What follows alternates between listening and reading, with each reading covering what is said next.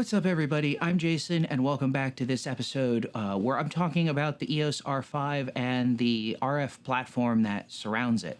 So in the last video, I talked about the RF mount in a very technical sense, or a semi-technical sense, and where I felt that positioned Canon competitively compared to the other mirrorless mounts that are out there.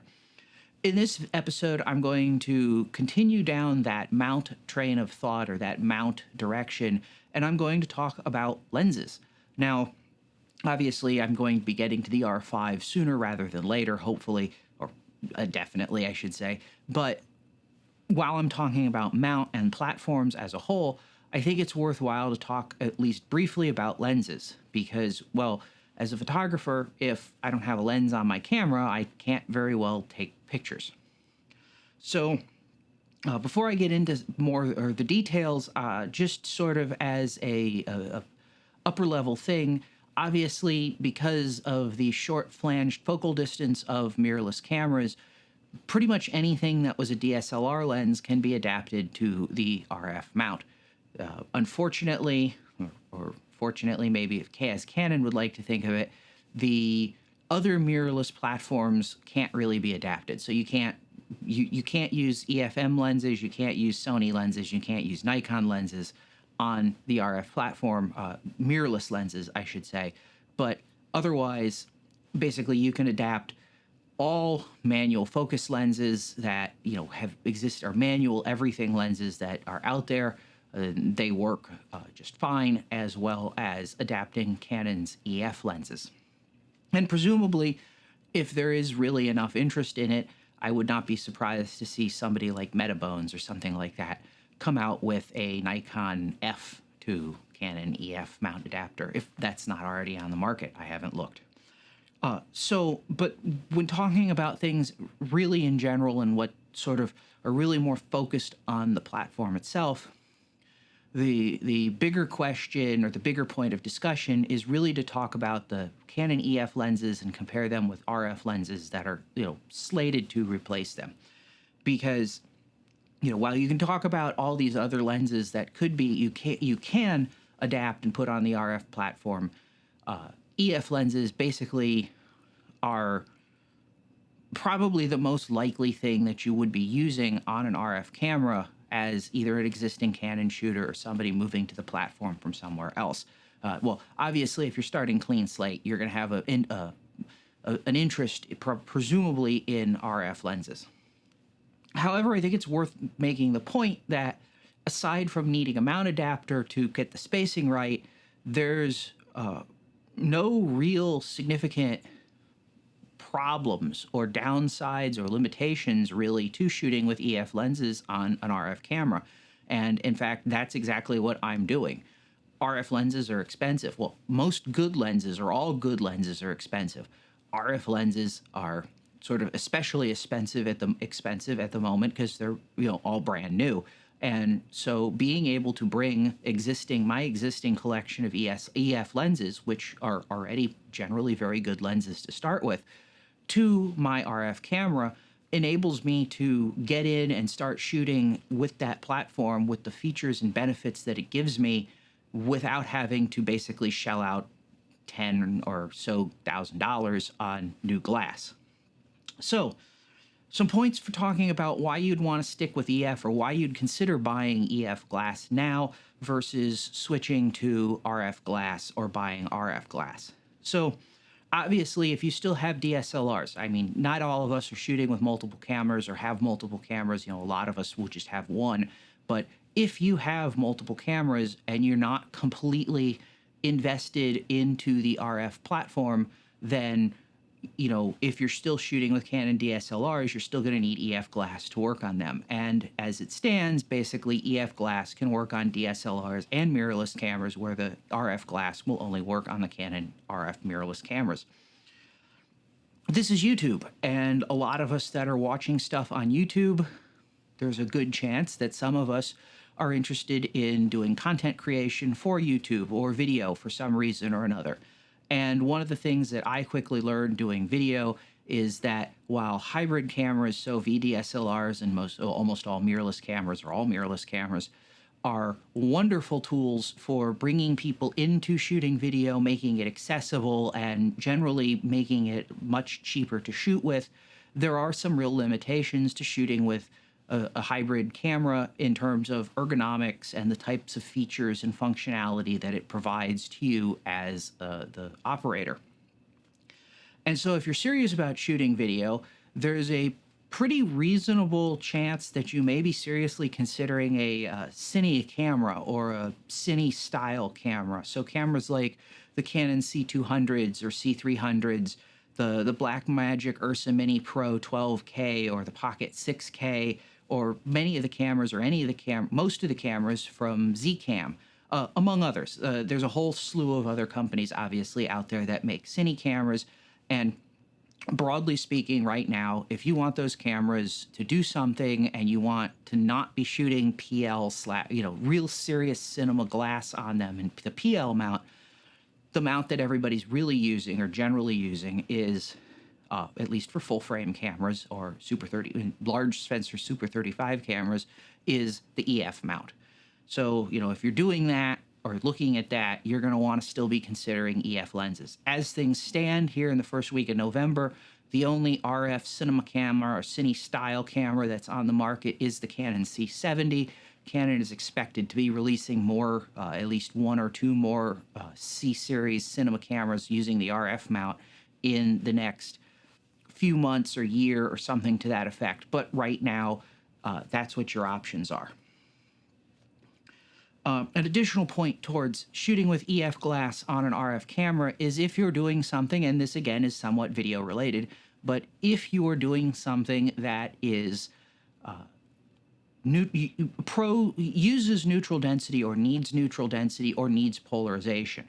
So with the EF2 EOS R drop-in filter mount or filter adapter, either Canon's or Breakthrough Photography's, you have the ability to shoot EF lenses with neutral density in the camera, where you can use smaller, lighter, more compact, less fragile neutral density and circular and polarization filters, versus having to front mount it or screw it in or put it in a matte box or a Lee holder or something like that in front of the lens.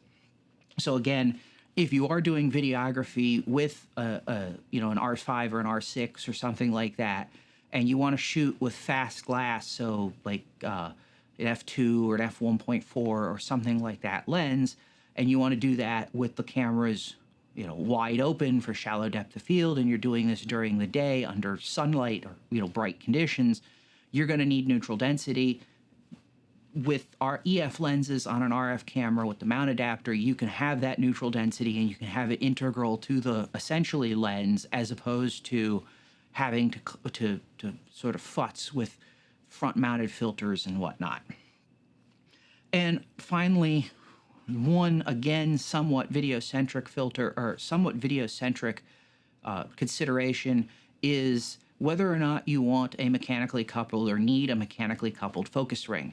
So all RF mount lenses are focused by wire. The focus ring tells the camera to focus the lens, and the lens drives the focus motor, as opposed to, like, say, even a Ring USM EF lens, where turning that focus ring has a direct relationship to turning the helical and focusing the lens. Now, for still photographers, this probably isn't that big of a deal.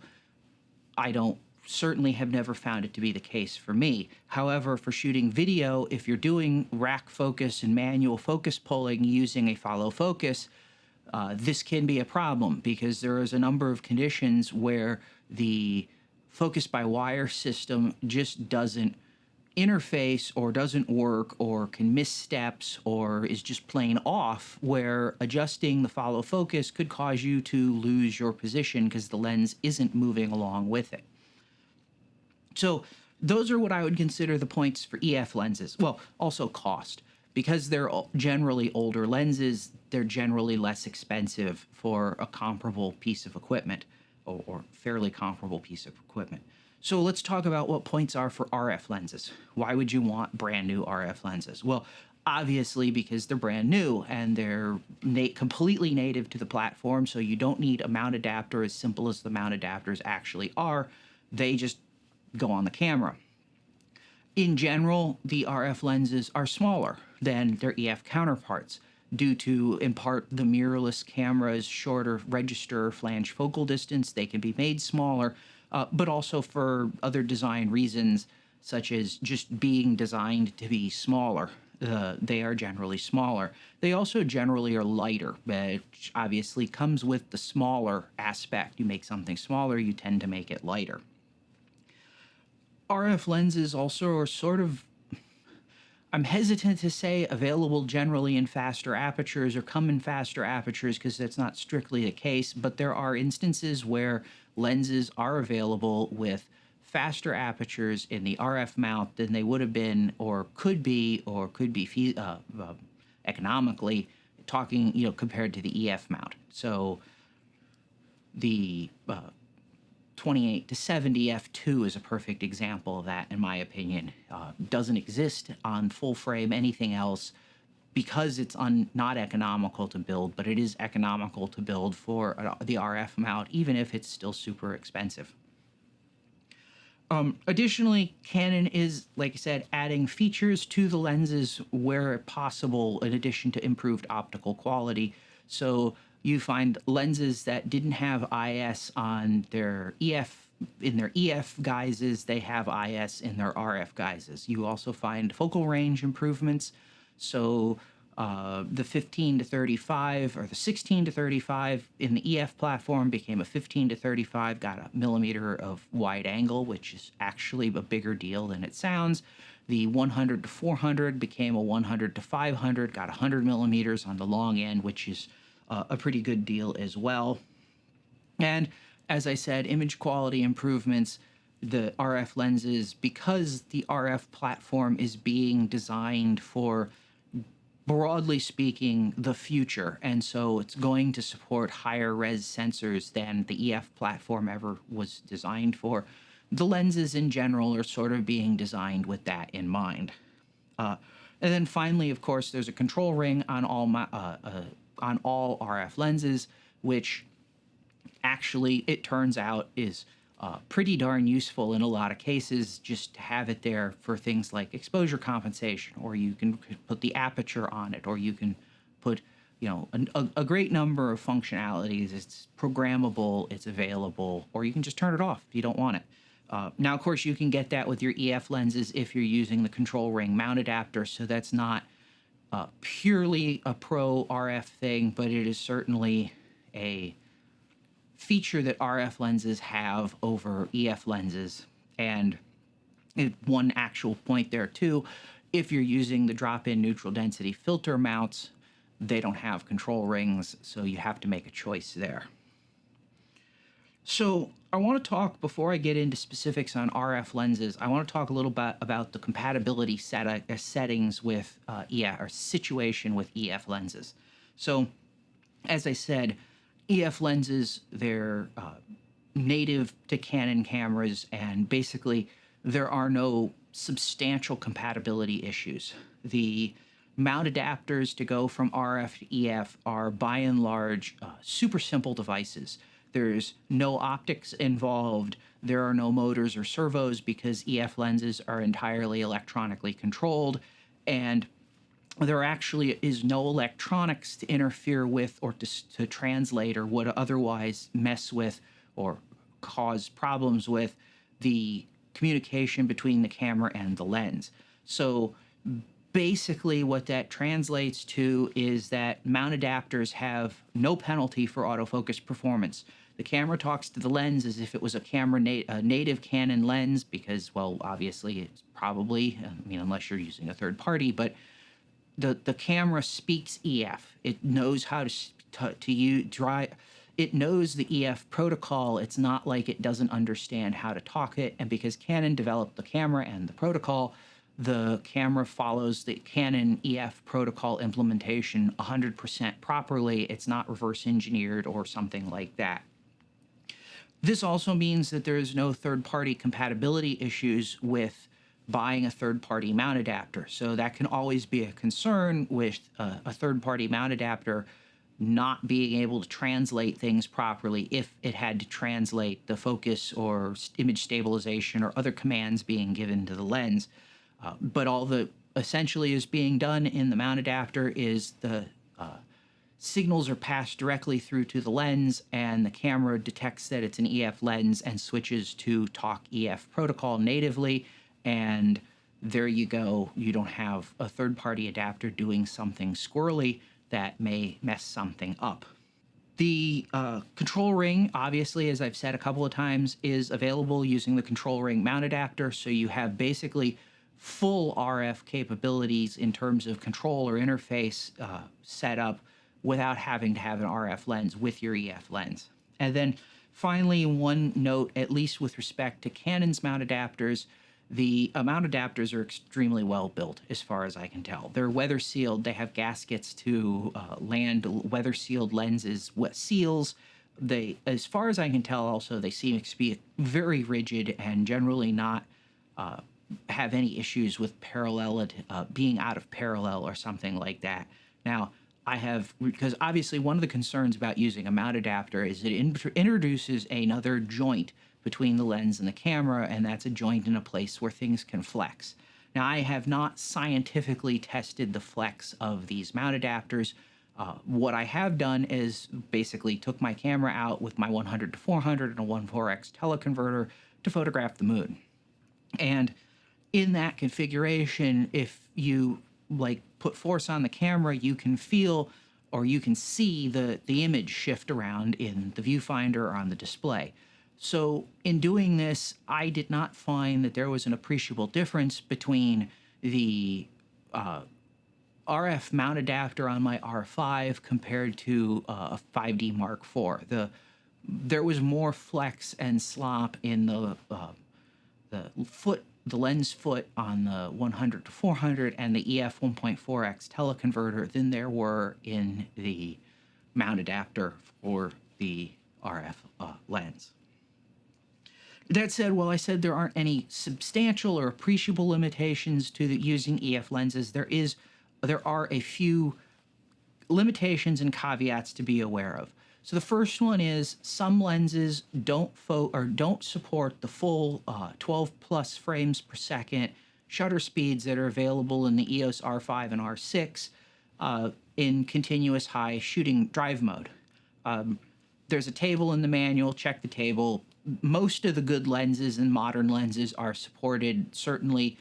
In fact, I'm surprised far more EFS lenses are supported on the cameras than I really expected. But that's something to be aware of if you're trying to bring, say, a first generation 500 f4 or a really old 70 to 200 or something like that.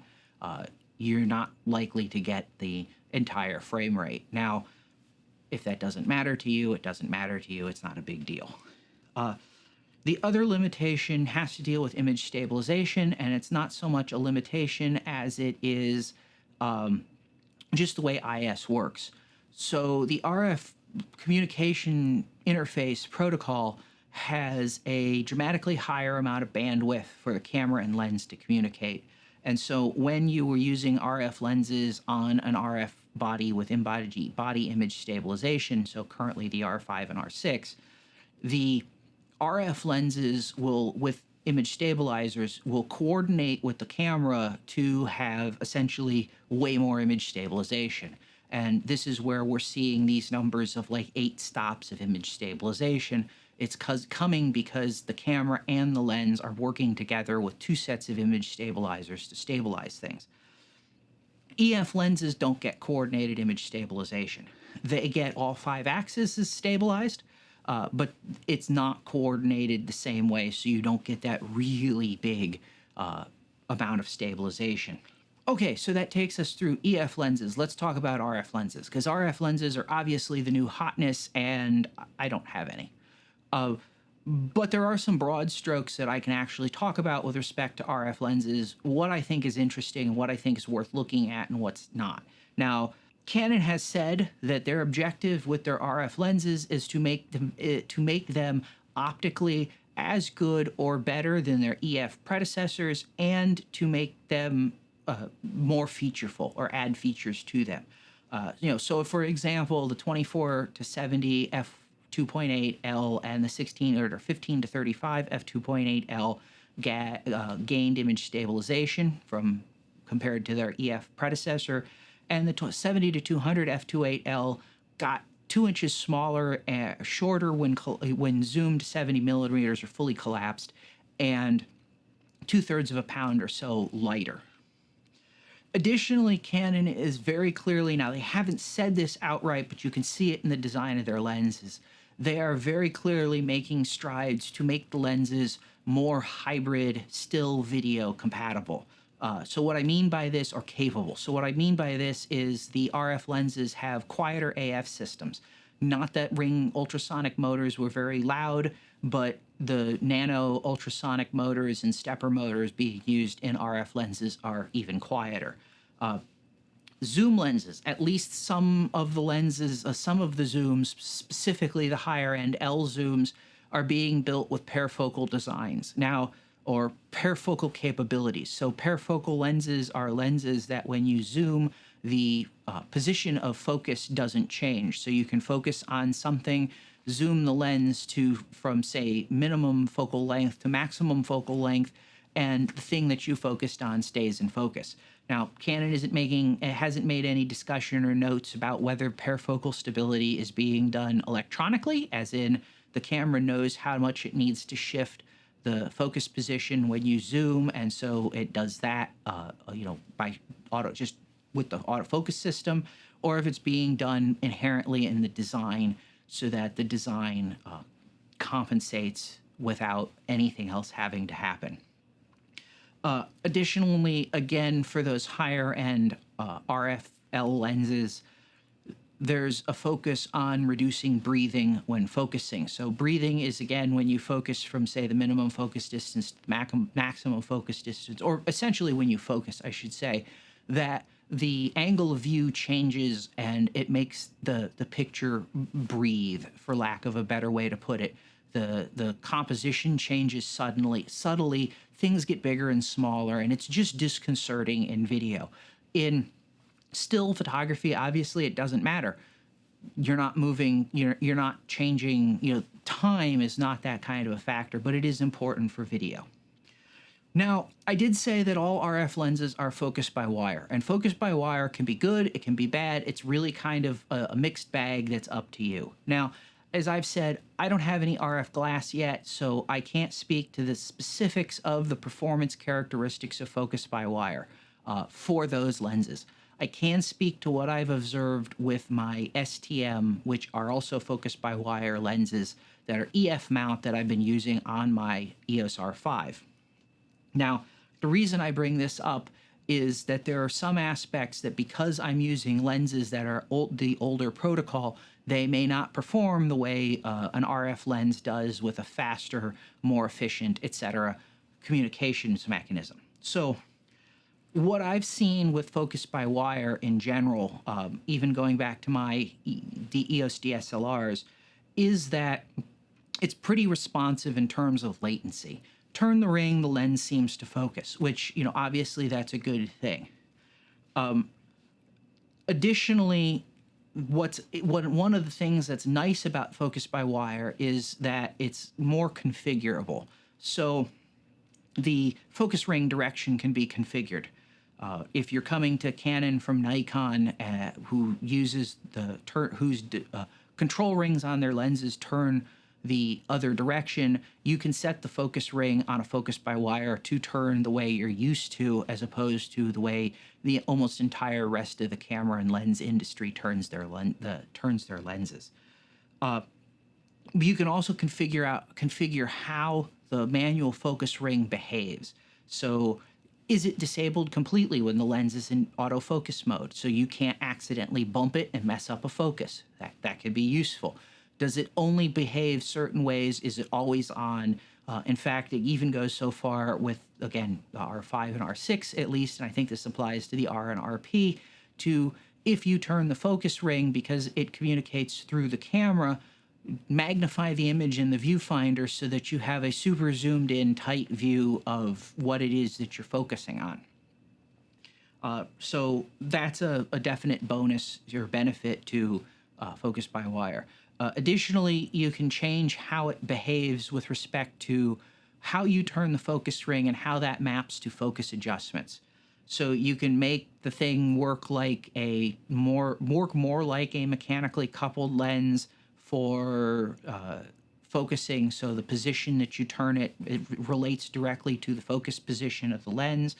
Or you can make it work where the faster you turn it, the faster the lens focuses, and if you turn it very slowly, the lens focuses with very, very high precision. All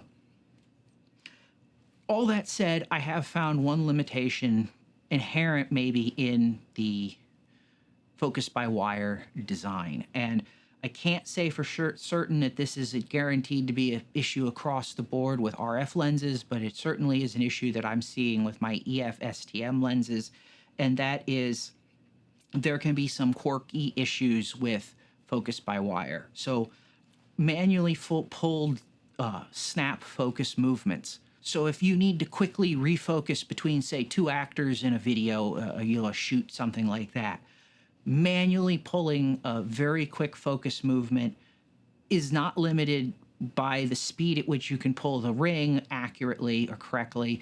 It's limited by how fast the focus motor can drive the lens. So it is possible, especially with STM lenses and especially with EF STM lenses that are focused by wire, that you can turn the ring so fast the lens just can't keep up. And another consequence that I've seen with that in my EF lenses is that it can lose track of the ring being turned at all. So basically, you turn the ring really quickly and the focus just doesn't, it moves a little bit and gives up. Now, again, I'm going to reiterate the point. I have not used any of the RF lenses yet, so RF lenses may behave much better than EF lenses do. Additionally, I do bring this up because it's something to be aware of in sort of the EF RF dichotomy comparison and thought process to like which lenses you really want. However, focus by wire appears to be right now where the industry is going. It's what Sony uses. It's what Nikon uses on their mirrorless cameras. It's basically where possible. This is what people are generally doing, or what the competition is generally doing. So let's talk just a little bit about quality and the compromises that Canon is making for RF lenses. So obviously, there's not a lot to talk about when it comes to L lenses. Canon's L lenses are always very much sort of no compromise lenses, and by as a consequence of that, they carry no compromise price tags. So we're already seeing, of the 15 RF lenses that are currently available, only one L lens is priced is priced under $2,000, and all the rest of them are priced over $2,000, and that makes up 9 of the 15 currently available lenses. Additionally, Canon is, I call it the mirrorless marketing problem. Basically, the way it goes is that so many companies marketing mirrorless cameras want to market them as being smaller and more compact and lighter than DSLRs. And in some respects, that's true. However, on the same token, if you're going to sell a full-frame camera, full-frame cameras require full-frame lenses, and full-frame lenses have certain limitations in terms of focal length and aperture and the size of the lens that inherently comes with that. Now, obviously, the shorter flange focal distance of mirrorless cameras helps make some lenses more compact, but it doesn't solve the problem completely. And so you see other compromises have to be made to make more compact lenses. Now, again, this is something I find is more of an issue when looking at the lower budget lenses or the lower priced lenses as opposed to the no compromise L lenses, or the no compromise L lenses. So one of the things we're seeing is generally a move to use slower apertures on these lower end entry level, or whatever you wish to call them, lenses. And this is obviously enabled by the fact that RF cameras can, with dual pixel AF, can focus with much smaller apertures than DSLRs typically could. The dual pixel AF, the second generation version of that, Canon has said, is perfectly capable of focusing with a lens with a maximum aperture of f/22, which is basically unheard of as far as, lenses focusing, autofocus stuff goes. And the EOS R and RP can focus with lenses that are at least maximum aperture of f/11, if not potentially more. So what we're seeing in response to this is that DSLR lenses would very typically have maximum apertures in the f3.5 to 5.6 range, where the RF lenses are having maximum apertures that are more like f4 to 7.1. So between a third and two-thirds of a stop slower. Now, slower does not necessarily mean, ew, stop, no, bad, but it does have some ramifications with respect to depth of field and light collection. So you are going to have to shoot with these lenses at slightly higher shutter speed or slower shutter speeds or slightly higher ISOs, or rely on image stabilization, and rely potentially on image stabilization to help get you sharper images. It also has an impact with respect to being diffraction limited and whether or not stopping down is actually going to improve image sharpness or actually just make images softer with more depth of field. Additionally, Canon has decided, and this is something I don't entirely agree with, but they have decided to take some extraordinary efforts to rely on diffraction correction or distortion correction to fix up certain lenses. And this applies currently to the 24 to 240 and the 24 to 105 f4 to 7.1 lenses. So not the 24 to 105 f4L. These lenses require distortion correction at 24 millimeters to get a usable image. And so what's happening with these lenses is the lenses are mechanically vignetting, so the image circle doesn't cover the entirety of a full frame sensor, and projecting essentially a wider than 24 millimeter angle of view with the distortion, and then relying on the camera or your post-processing software to convert that into, stretch that out, remove the distortion, and create a 24 millimeter angle of view image. Now, I don't have a problem with distortion correction per se. I run it on all the images that I bring into Lightroom because, well, quite honestly, I like to have straight lines instead of slightly distorted ones. And there's always a small amount of distortion in, virtually all lenses. It's just a fact of optical engineering and optimizing lens design. However, I'm not so crazy about the idea of having to use distortion correction as the way to make the lens render the picture that, I would say would be usable. So I would probably be more comfortable with this whole solution of processing images. And I know some people are going to really hate the idea. And, I could understand that.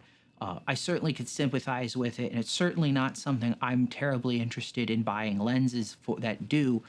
So as long as it's something that Canon is confining to the most cost-effective entry-level lenses, I wish they wouldn't do it, but I'm not going to roast them terribly for doing it. But I would at least be more comfortable with the whole situation if, for example, the distortion correction was applied to raw images as well as JPEGs in camera. So the problem I have is, if you shoot JPEGs, they get corrected and they look fine and you never know the difference.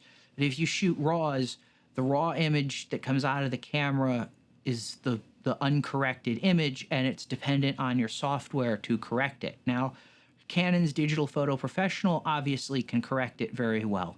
I've been told Canon has worked with Adobe to have high-quality correction profiles available for Lightroom and Camera Raw, so that works well. But, what if you use something else? And what about in the future going forward? There's a lot of people who are concerned about the longevity of raw images and convert their stuff to DNG because they feel that DNG somehow won't be unprocessable at some point in the future. Well, that's kind of the problem I see with this here is at some point in the future, is the software, 20, 30 years down the road, or when your kids inherit these images even further than that, does the software that they have access to have the profiles, intelligence, smarts, etc., whatever, to fix the distortion, correct the distortion and make the image whole, so to speak, or are they going to be stuck with these kind of wonky images? The final compromise that I've noticed, again, I think it has a lot to do with making lenses more compact, is the way that Canon's handling teleconverters. So now this is something that's not going to affect everybody, but it is something that I think is worth considering or at least talking about. With the lens, for example, so as things stand, only 4 lenses in Canon's lineup, RF lenses, support using RF teleconverters, and these are the 4. 3 lenses support RF teleconverters. These are the 600 f11, the 800 f11, and the 100 to 500. What is noticeably absent from that list are the 70 to 200s. So all of the EF 70 to 200 lenses can be used with a teleconverter. The RF ones can't. So I can understand why Canon would do this because I'm not convinced that there's a tremendous amount of photographers out there using 24 or 70 to 200s with teleconverters. If you are and you're watching this, please leave a comment. I'd love to know if that's the case. But on the same token, I think it's a really handy sort of safety catch backup type thing to have, that if you're shooting with a 70 to 200 or you took a 70 to 200 with you because you didn't think you'd need anything longer, or you needed to travel light for some reason, teleconverters are small and light and super, compact and effective. And they may not give you the same image quality as shooting with a longer lens, but if you can't shoot with a longer lens at all, they do help. So I'm kind of, I can see where the compromise comes to make the 70 to 200 f2.8 and the soon to be announced, hopefully 70 to 200 f4 more compact. They don't support teleconverters, but I really would have liked to have seen them support teleconverters like the EF lenses do. The other case is the 100 to 500 L. So that lens only will mount a teleconverter at 300 millimeters, or in the range from 300 millimeters to 500 millimeters. And with the teleconverter mounted, you can't collapse the lens all the way to 300 or to 100 millimeters. So basically, if you have a teleconverter on that lens, you can't follow a subject all the way to the shortest focal length the way you might with a 100 to 400. So for example, when I was in Yellowstone, I was in a car, I was photographing a bison. The bison was walking towards the car. I threw my teleconverter on. I got the comp I wanted at 560 or 400 marked on the lens, but you get what I'm saying, I hope.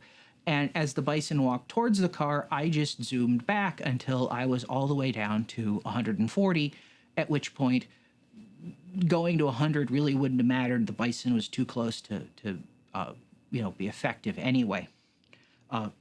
With the 100 to 500, you can't do that with a teleconverter. You can go from 500 to 300, then you have to stop, take the teleconverter off, put the lens back on your camera, and then resume shooting.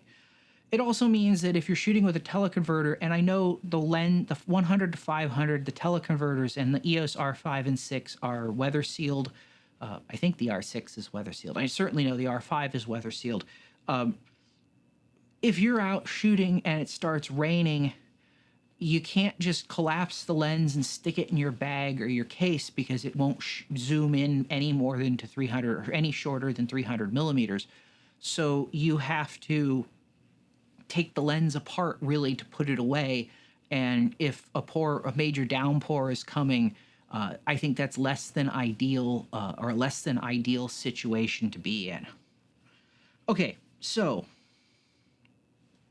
let's talk about some interesting RF lenses, because big picture stuff, what out there is interesting. Now, obviously, there's going to be a lot of people who are interested in the quote holy trinity of lenses. So the 15 to 35, the 24 to 70, the 70 to 200. And like, I'm not saying don't buy those. I'm not saying they're not good lenses. Certainly, if you have the money to buy them and you are definitely committed to, or you already are committed into the RF platform and you're not shooting with EF cameras, those are absolutely fantastic lenses. And I know they will eventually be in my camera bag instead of their EF predecessors. But as things stand right now, they're not all that interesting to me because they're basically what the EF predecessors were. I mean, they don't give you a new capability. They don't let you reach out and do something different. They're just upgraded versions of what was already out there. And again, in my case at least, I already have those lenses in EF mount. Just changing the mount doesn't make for my opinion, a good spend on money at the moment. So the first two lenses are heavily related. It's the RF 600 f11 and the 800 f11. And while these lenses do have some limitations at f11 max aperture, they're diffraction limited on all RF cameras right out of the gate. So stopping down with these lenses will improve depth of field, but it will soften your image. And of course, with diffraction correction and post-processing, you can do things about that to kind of recover from that. So that's not terribly world-ending. But regardless of that, from the images I've seen from these lenses, the image quality is pretty darn good. What really kicks these lenses into being interesting to me is that they are the dream of budget, entry-level bird and wildlife photographers. They remind me so much of the EF 400 f5.6L, which was like a $500 or $600, 400 millimeter telephoto lens that, like, just when I got started in bird photography, like, everybody had that lens because it was sharp, it was cheap, it was good, and that's the sort of situation that I'm seeing with these lenses, only we're talking about 600 and 800 millimeter lenses. Prior to these lenses, the only way to get that was on a budget. Well, the only way to get that was either big super telephoto primes, so you're talking 8 to 15 grand for a lens, or reflex lenses that were maybe $200 to $400, but reflex lenses come with the problem of donut bokeh for autofocus highlights. They're always manual focus, at least all the ones that I'm aware of. They don't have image stabilization, and generally they're just not super high-end products. While these don't have super high-end price tags, they do have the image quality, the optical characteristics, they're autofocus. They have image stabilization, which is, huge when you're talking about shooting with an 800 millimeter lens or a 600 millimeter lens. And they're purely refractive lenses, so they don't have any donut bokeh or ugliness or whatever going on with them. So I think these are going to be huge lenses for the bird and wildlife photography. I expect to see a lot of these out in the field. And given their size, I'm thinking I might end up even with one of these because you could throw a 600 f11 in your bag and go hiking and it kind of isn't there. And that's not something you can do with a 600 f4. Even the third generation EF one, it's big, it's heavy, it's a real pain to carry around all day if you're doing that. The other lens that I think is really interesting right now is the 28 to 70 f2L USM. Now, granted, this lens is stupid expensive. It's $3,000 new, although it is $600 cheaper if you can get a refurb from Canon, at least here in the US. But it is the sort of quintessential end point of my idea of what I want in lenses. So I shoot with zooms instead of primes because I like the flexibility of being able to not have to constantly change lenses. And, you see a lot of people, they say things, well, you just zoom with your feet. Well, that's not entirely true because the angle of view doesn't change, and therefore the relationship of the foreground and background and subject and the perspective flattening that telephoto lenses bring to the table doesn't happen. You can't just walk around with a 35 millimeter lens or a 50 millimeter lens and, oh, look, there's something I want over there, and take the picture and, just get closer until the composition's the way you want it, but the perspective is going to be different. Now, of course, you could shoot from the same space and same place and crop, but whatever, that's another story. But the 28 to 70 f2 is sort of like the best marriage of both worlds. Now, it's not the first f2 full frame lens or full frame zoom. Sigma did that with the 24 to 35 f2, and I just didn't see the point in that because it was pretty darn expensive as it was, and given the angle of view range of 24 to 35, well, you could buy a 24 f1.4L and a 35 f1.4L and have two better than that Sigma lenses primes, and you're not necessarily going to have to bounce between them that much. With the 24 or the 28 to 70, you've got all the way from that wide angle end to a really good portrait focal length at 70 millimeters. And like I said, and you're doing it at f2. So for me, this is like a really interesting lens, exciting lens, because it can be used as a walk-around zoom. It can be used as a general purpose lens. It's not sort of focused super specialty on some little tiny niche focal length range or wide angle focal length range or whatever. But on top of that, it gives you that almost prime lens aperture. So f2 instead of f1.2, but f2 is pretty darn fast when push comes to shove. And so you got it's a great lens for doing portraiture. It covers the bill if you want to shoot wild or landscape.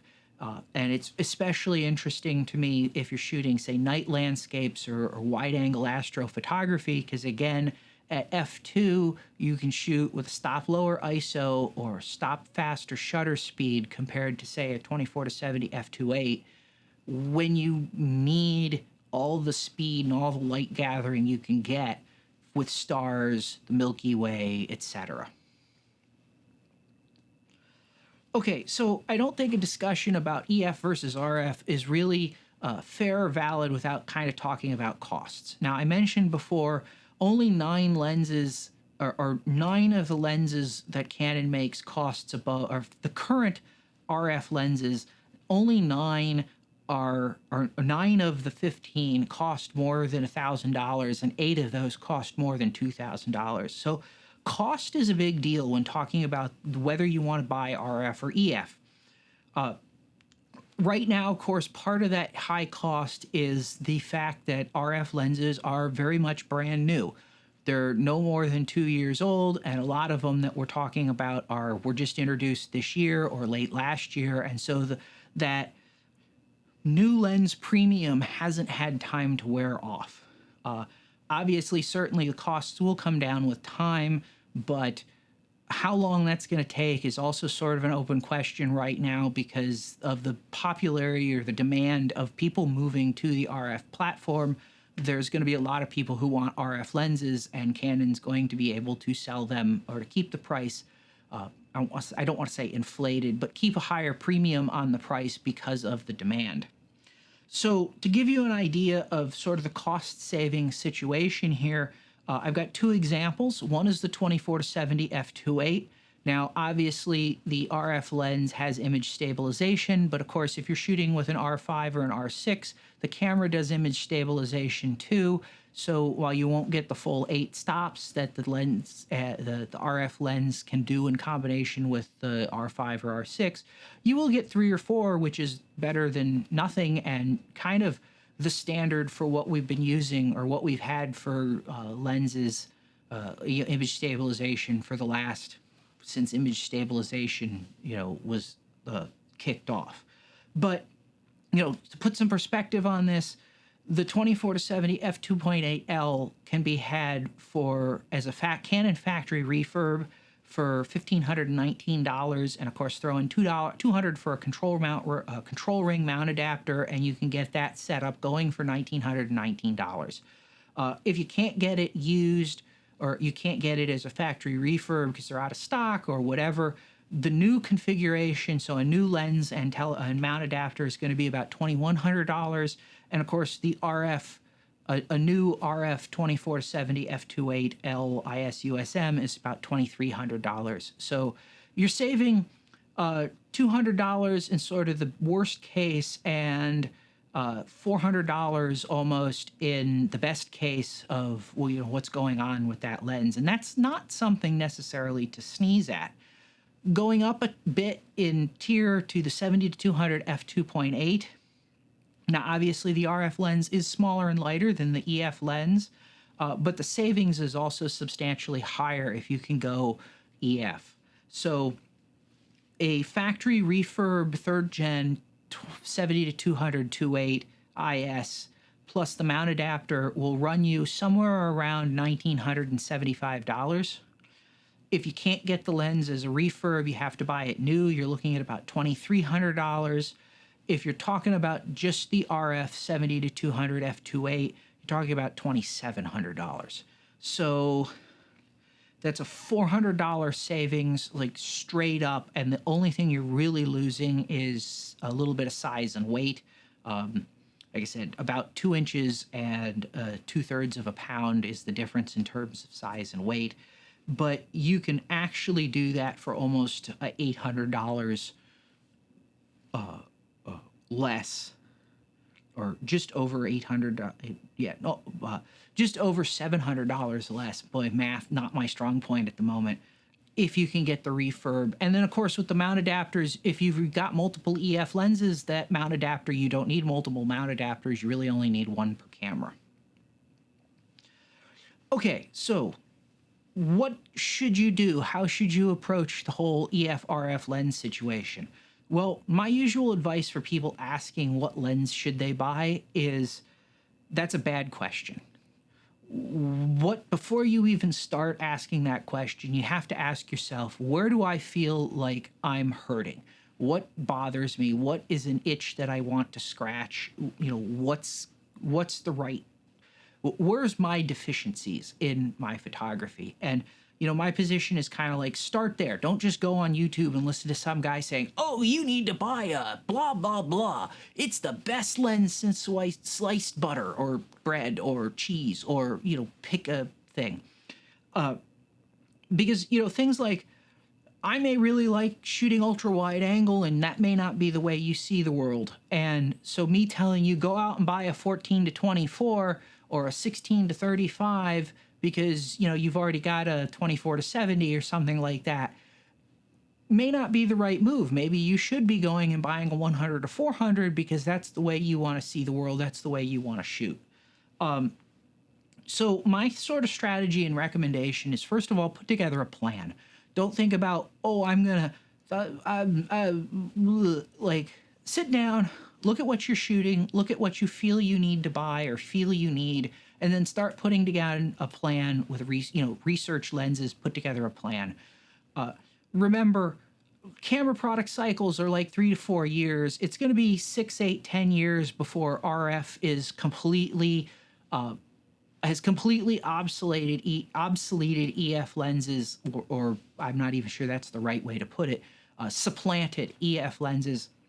So buying EF lenses now, especially if they're high quality L, lenses, isn't going to put you in such an inherent disadvantage compared to somebody who's buying an RF lens that it's going to make a big deal, and it's certainly not going to make a big deal or be a real issue for some number of years to come.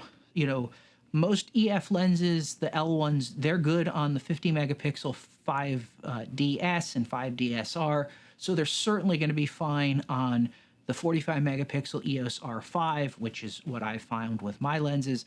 But they're also going to be perfectly acceptable, or more than perfectly acceptable, if you're talking about, well, I'm buying an EOS R6, it's 20 megapixels, and maybe the R6 Mark II in 4 years will be 30 megapixels. And the R6 Mark III will be 40, you know, 4 years down the road from that will be 40 megapixels or something like that, or 50 megapixels, in which case, you know, like you're not going to be running into the deficiency of a lens for a long time to come. Additionally, I would strongly say to be honest with yourself. Be honest about classifying what the things, when, you know, when you're talking about, oh, I want this, I want that, I want the next thing. Be honest with what do you really need?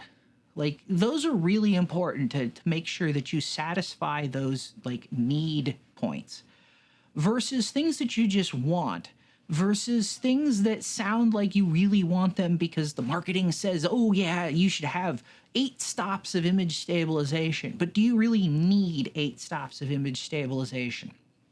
Now, I'm not poo-pooing better technology. Better lenses, better technology is so much, you know, it helps. It makes things better, obviously.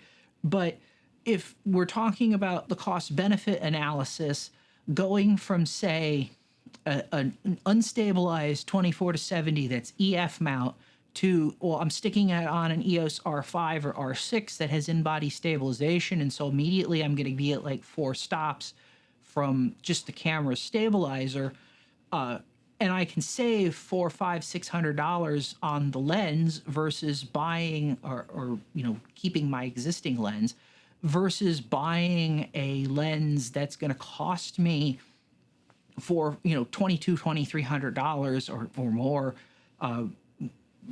You know, you don't necessarily, now, I mean, obviously it's your money and I can't tell you how to spend it, but my feeling is you don't want to unnecessarily railroad yourself into feeling that you need big performance numbers when you can't, when you can't necessarily exploit them, or you don't do things to necessarily exploit them, or, you know, whatnot. And, you know, remember, there's plenty of stunning photography that's been done on film, so not the highest resolution, not the most effective, or not the largest effective or easily accessible dynamic range, has to be shot with low ISOs, or at low ISOs, because ISO or ASA 400 film is getting pretty grainy, and above that is not really good at all. With lenses that, compared to modern day lenses, are mediocre at best and didn't have any image stabilization at all. It's the subject matter, it's the composition, it's the lighting, etc., that matter far more than whether you have 4 or 8 stops of image stabilization. So, you know, like I said, be honest with yourself and don't be afraid to modify your plan.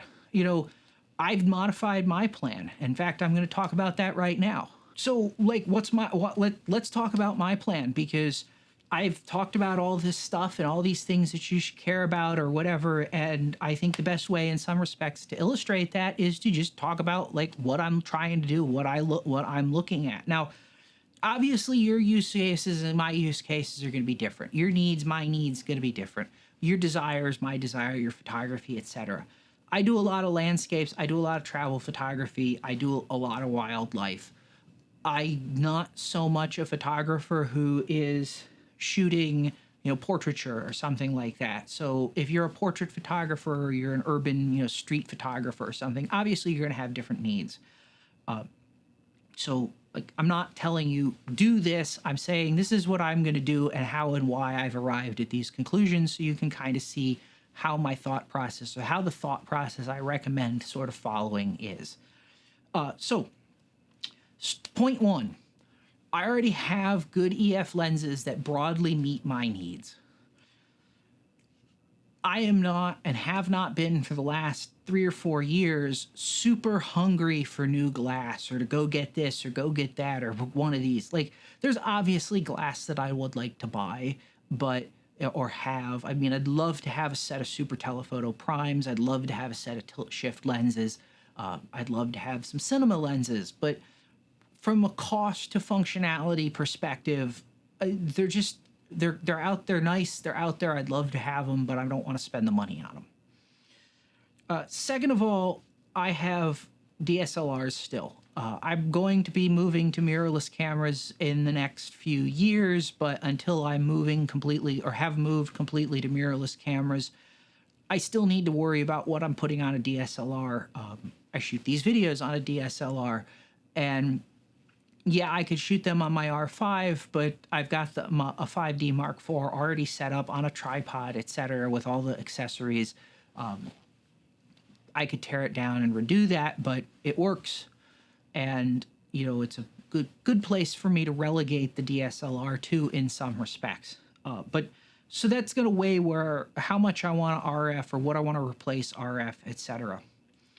Additionally, as I mentioned earlier, the whole thing with cinema cameras. So I am looking at upgrading my video shooting setup at some point in the near future. I want unlimited video. I want waveforms. I want all the cool video cinema stuff that cinema cameras do that the hybrid cameras just don't. And I know it sounds stupid, but even some things like dual pixel AF on Canon cinema cameras will not focus hunt when a face that it was tracking leaves the frame. So if I was to walk out of frame right now, shooting this on a 5D Mark IV or an R5, the camera will immediately begin to focus on the wall behind me. However, if I was shooting this on a C300 Mark III or a C500 Mark II, the camera would just hold position where it was and wait for either a manual command at the camera to tell it to focus somewhere or me to walk back into the frame.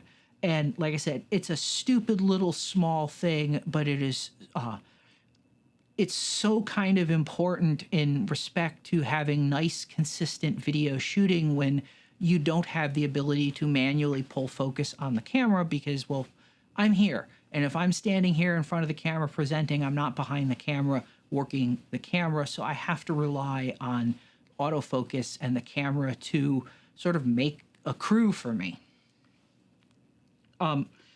So with all of that said, and of course, the reason I mentioned cinema cameras is almost all of them are EF mount right now. So there's a strong desire potentially to continue to use EF lenses in that respect going forward. So with all of that said, my first initial point in sort of how I want to plan things with RF lenses is I want to expand capabilities. I don't just want to replace a perfectly good 24-70 f2.8 with another perfectly good 24-70 f2.8 and have a much lighter wallet in the process.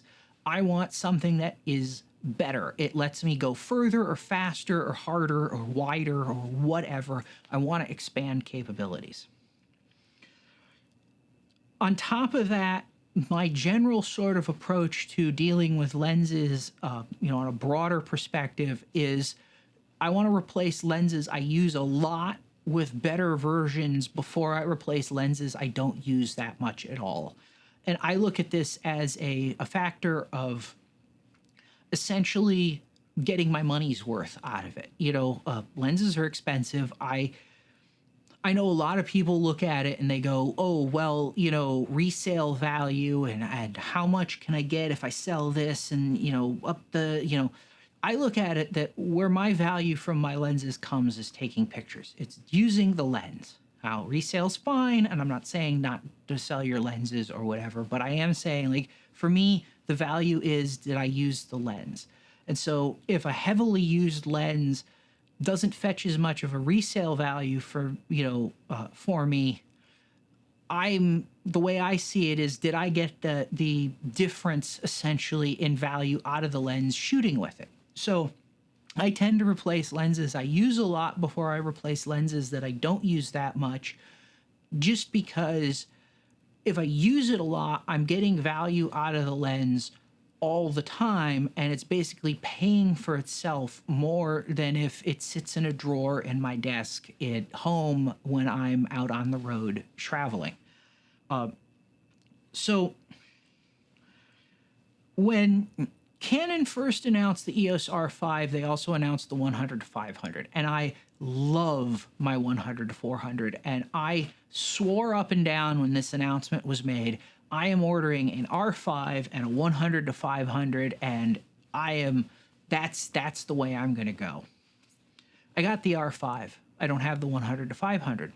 Now, I said earlier, when you're talking about planning your lenses, plan or be comfortable changing your plan. Be able or willing to look at, what's going on. Don't get hog-tied or dead set on you're going to do X and therefore that's all you're going to, you just,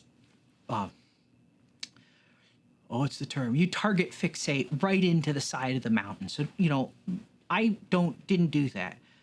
When the reviews of the 100 to 500 came out, I started talking about the teleconverter thing. I started, not being able to be mounted on all focal lengths. I started to get a little leery. Yeah, it's 100 millimeters longer, so maybe I don't need a teleconverter as often. But when I have a teleconverter on, how does that actually play out? And it's a $2,700 lens. The teleconverters are a good chunk of money on top of that. I have $400 or $500 or something like that. That's a lot of money to spend only to realize that it really isn't, it's good, but I just kind of frustrated myself. So while I intend to replace my 100 to 400 eventually, the 100 to 500 just kind of fell off being the top lens of my list. To the point that I'm perfectly comfortable in some respects if I skip the 100 to 500 and I either get a second generation one that does something different, or I go to a higher pro tier lens that hasn't been announced yet, or something like that, just because of the way that lens is. Like, I can afford to sit back and be cautious about it because my 100 to 400 is as good of a lens as it is in general. So what jumped to the top of my list is actually the 28 to 70 f2. My most used lens, although not my favorite lens to use, is my 24 to 70. I'm using it to shoot this video right now. And being able to knock that a stop faster and say shoot with a slightly narrower aperture, get better background blur, etc., that's attractive to me. That's something that expands my capabilities. It makes it easier. Like I said, I do night landscapes / wide angle astrophotography when I'm traveling and I'm in a dark sky site. Having that stop faster lens certainly makes those pictures that much better. So that jumped up to the top of my list. Now it's expensive, so it's something I have to weigh very carefully, but that's the way these things go, right? The 100 to 500 is now kind of my second choice. Now, obviously, if Canon announces something that's a lot more attractive to me, that's going to probably push the 100 to 500 down, again, because the 100 to 400 is so good. But it's not the top choice, and it's not permanently, fixated as being the lens. Below that, and this is kind of the last lens I'm really looking at right now, is the 70 to 200 f2.8. Now, I know I complained about the teleconverter situation, but my 70 to 200 right now is a 70 to 200 f4. And I bought that partly because of the cost, but mostly because it was small enough that I could carry it with, and light enough that I could carry it in my lightweight backpack, which is a Think Tank Streetwalker Pro. I could carry it in that with the 100 to 400. So if I was going to go for a couple of days to do wildlife or something like that, I could take the 100 to 400, the 70 to 200, and the 24 to 70 or something like that, and fit them all in the backpack very easily and comfortably. The problem with that decision has turned out that I don't really use the 70 to 200 f4 all that much. So it's not that much faster than the 100 to 400 across the focal range.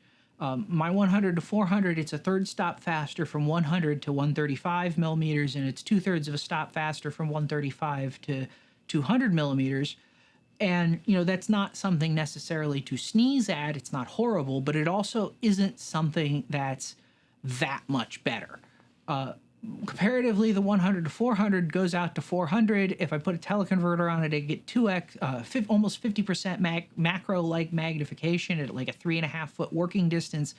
And that's really useful to have. So if I'm going to throw a big lens in my bag, even though the 100 or the 70 to 200 f4 is smaller and lighter, I'm generally going to throw the 100 to 400 in my bag because it's more capable. And the 1/3 to 2/3 stop aperture gain doesn't open up opportunities when shooting at night the way an f2.8, or shooting in lower light the way an f2.8 does, or for that matter, subject isolation and shallow depth of field. So that's kind of where the f2.8, the 70 to 200 comes in. Now, beyond that, I'm completely open right now. I know eventually I'm going to do the 24 to 70 f2.8 and the 15 to 35 f2.8 because those are such staple lenses that, you know, you're going to have them, or you're going to want them eventually. But like I said, I got a decent 24 to 70 2.8 on my DSLR right now. It's shooting this video with it. It works fine on my R5. I don't need to replace it just to spend more money just for the sake of spending money. And, you know, I would say the same thing goes for the 15 to 35. I've got a 16 to 35 f4. I could replace that with the 15 to 35. It would certainly improve capabilities, but there's another lens that I don't use quite as much as I'd like. Not for any reason of the lens, but just because I've generally found more and more that the situations I'm shooting in, 16 millimeters is not...